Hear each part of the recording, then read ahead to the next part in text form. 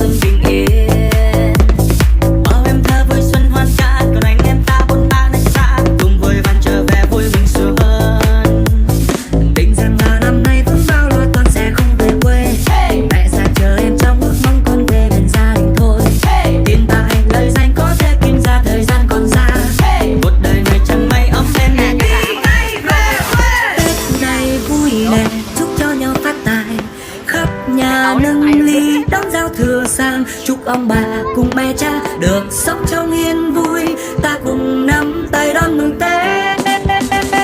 Tết này vui nè, chúc quê hương thái hòa, khắp miền hân hoan ta đón thêm mùa xuân. Hết xuân này rồi xuân sau, cầu chúc cho muôn nơi muôn nhà ấm êm, mùa xuân thắm tươi.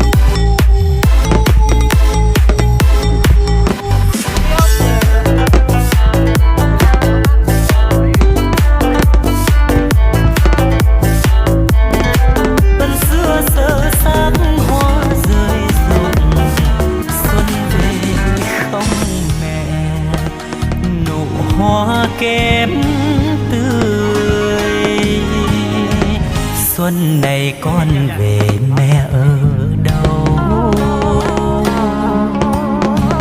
bao mùa xuân hẹn con vẫn đi, đời trai như cánh chim phiêu bạt, bao lần xuân về để mẹ hoài ngóng trông. Mẹ ơi, trong thời chinh chiến bao mùa xuân con chẳng về nhà, thanh bình chưa kịp vui cùng mẹ lại đành xa cách quê hương. Mẹ ơi, bao mùa xuân đến bao lần con mong mỏi ngày về, xuân này con về quê tìm mẹ thì mẹ giờ đã ra đi.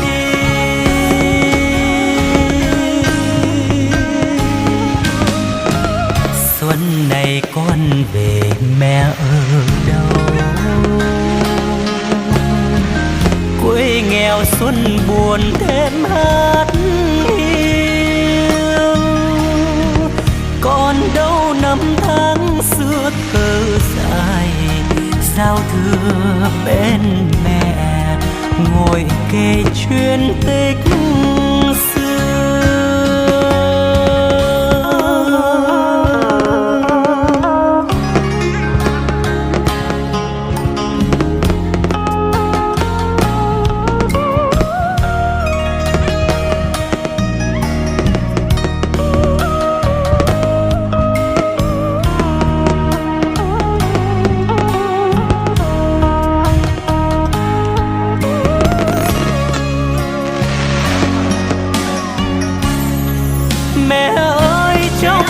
chinh chiến bao mùa mùa xuân con chẳng về nhà, thanh bình chưa kịp vui cùng mẹ, lại đành xa cách quê hương. Mẹ ơi bao mùa xuân đến, bao lần con mong mỏi ngày về. Xuân này con về quê tìm mẹ, thì mẹ giờ đã ra đi.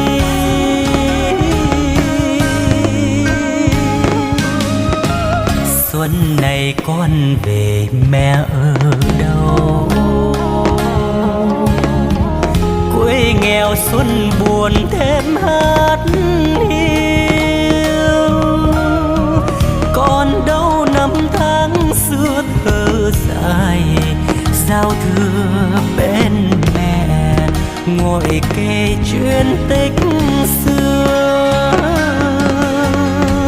Còn đâu năm tháng xưa thơ dài, giao thừa bên mẹ.